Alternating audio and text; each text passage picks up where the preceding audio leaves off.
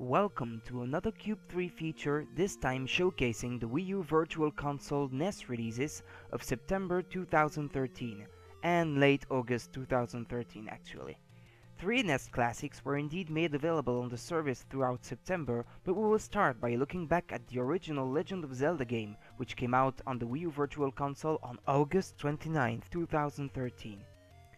The NES game is indeed well known to most Nintendo fans, unless they were born too late to get a chance to try it out, or perhaps to even care about trying it out at all.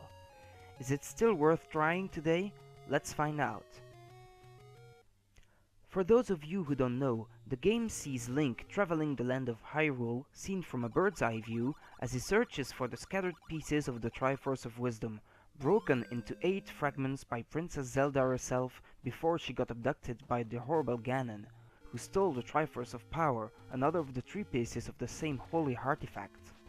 In order to defeat Ganon and save Princess Zelda, it's up to Link to visit the 8 palaces located throughout Hyrule, defeat their guardians, and collect all pieces of the Triforce of Wisdom so that he may stand a chance in defeating the horrible Ganon.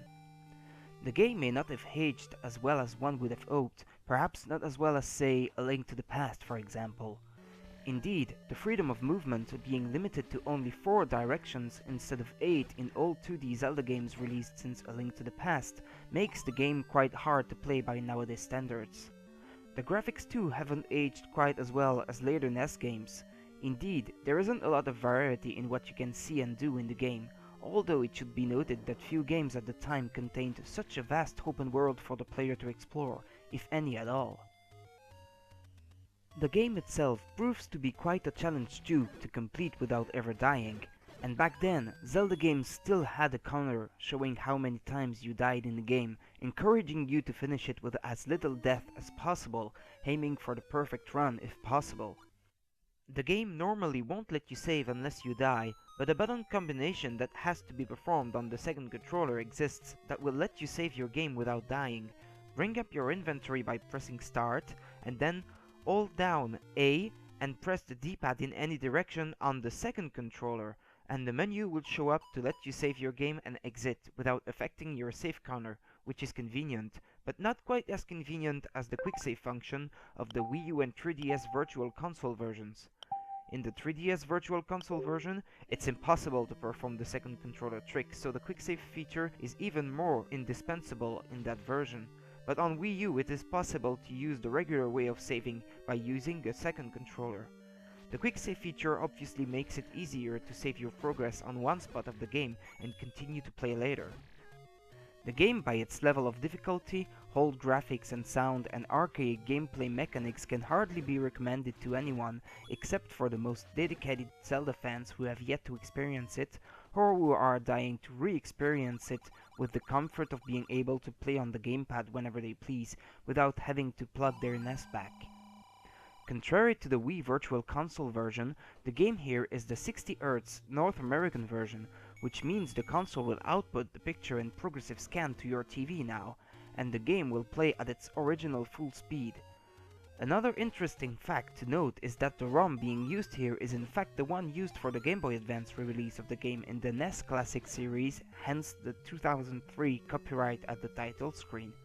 What this means is that the in-game text has subtle changes from the original NES version, which make in general more sense and are a bit less cryptic than their NES counterpart, making the game a little bit more playable without any kind of game guide or walkthrough there to help you.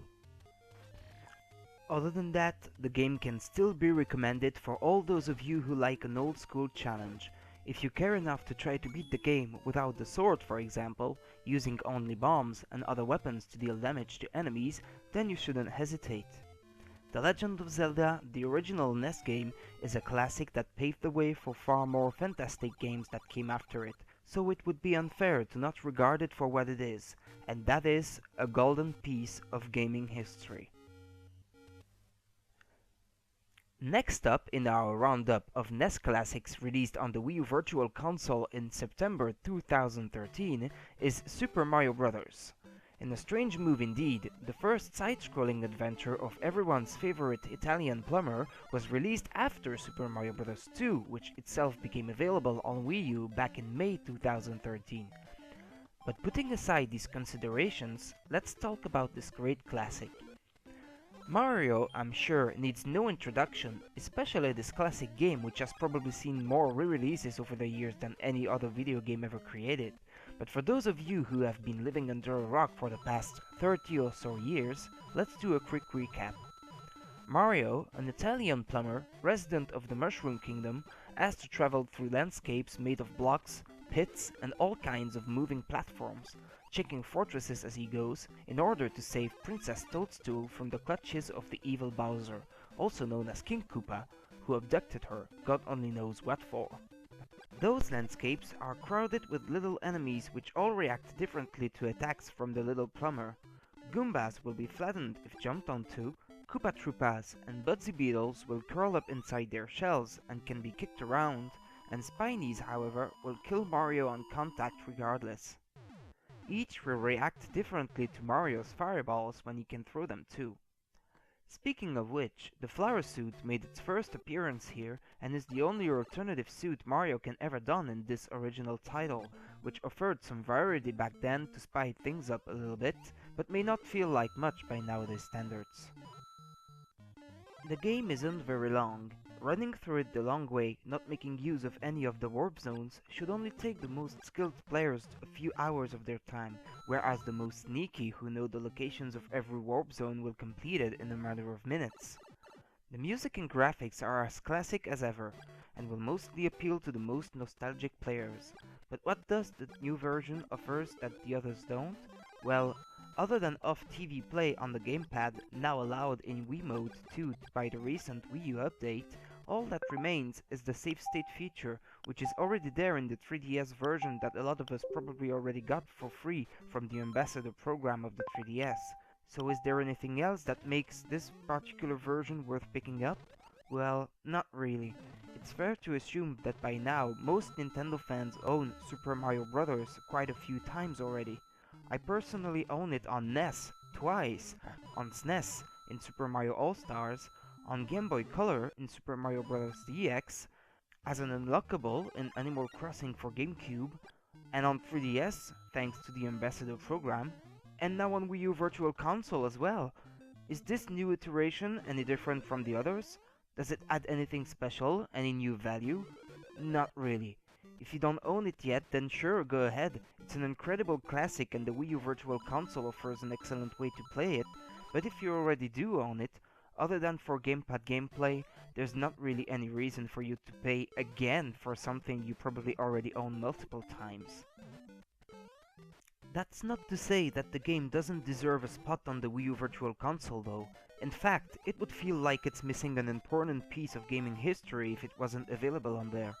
Super Mario Bros. Self-handedly made side-scrolling games worthwhile, and pretty much inspired the genre and hundreds of other games that came after, so if you haven't played it yet, you don't know what you're missing, and you, sir or miss, owe it to yourselves to try it out.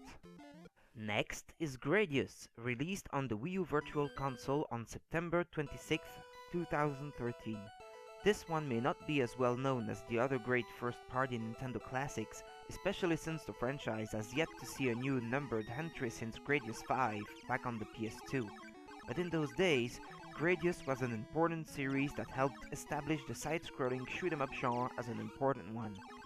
This NES port of the original arcade classic was very impressive for its time, and is also already available on the 3DS Virtual Console, with me personally awarding that specific version a 7 out of 10 in my Cube 3 review at the time of its release. As the name of the genre implies, in Gradius you have to shoot stuff up. You travel through side-scrolling environments as the screen moves on its own, and the little ship gets pulled forward by the scrolling, while the player has to avoid obstacles and dodge enemy fire to the best of his abilities, and destroy waves after waves of enemies, ending with the traditional end-of-stage boss. This is very much pure arcade fun, and as such, the difficulty is also quite high. When the game was made available on the Wii Virtual Console in its PAL 50Hz form, this was all the more brutally true since there were no quick saves to help make the experience more palatable.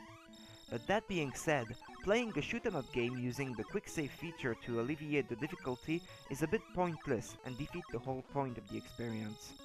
This kind of shoot 'em up has become more of a niche genre over the years, due to the usually high difficulty, and this NES game here also happens to be one of the most difficult ones.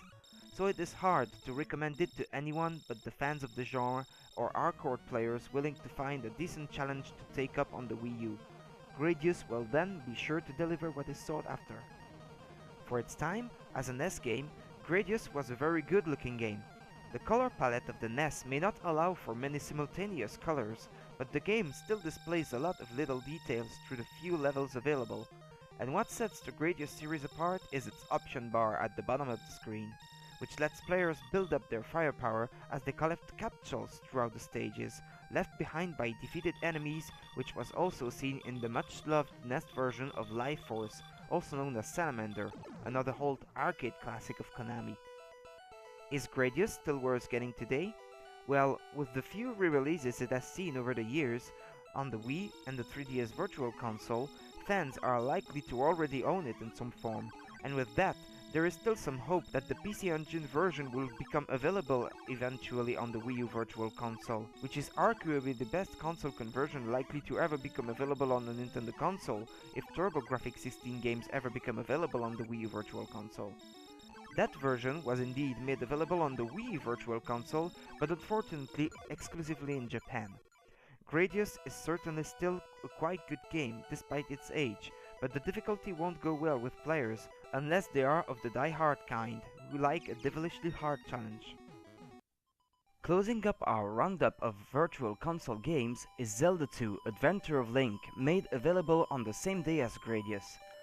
As the first sequel to the original Zelda game, since the series couldn't really be called a series yet, as it had yet to truly establish any form of core concept to it, Zelda 2 appears today as if it went in a completely different direction than the rest of the franchise. Only the overworld is set in an overhead view now, and this is a very distant bird's-eye view of the large fields of Hyrule, with a minuscule Link traveling them.